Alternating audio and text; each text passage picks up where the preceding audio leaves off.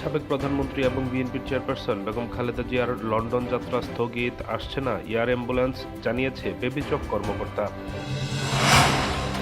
সংসদ নির্বাচনে প্রার্থী নয়, ধানের শীষ মুখ্য বলে দলের নেতাকর্মীদের স্মরণ করিয়ে দিলেন বিএনপির ভারপ্রাপ্ত চেয়ারম্যান তারেক রহমান।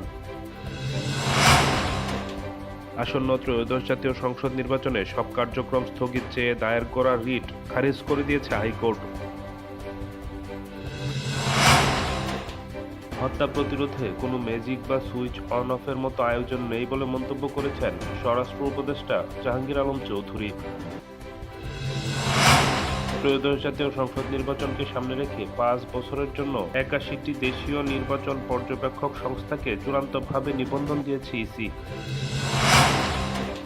রাজধানীর মোহাম্মদপুরে মা ও মেয়েকে কুপিয়ে হত্যা করেছে গৃহকর্মী। সিসিটিভি ক্যামেরায় তাকে হত্যার পর স্কুল ড্রেস পরে পালাতে দেখা যায়। প্রবাসীদের মোবাইল ফোন আনা ও রেজিস্ট্রেশন সংক্রান্ত নানা গুজব ছড়িয়ে পড়ায় সবাইকে সতর্ক থাকার আহ্বান জানিয়েছে ডক্টর আসিফ নজরুল।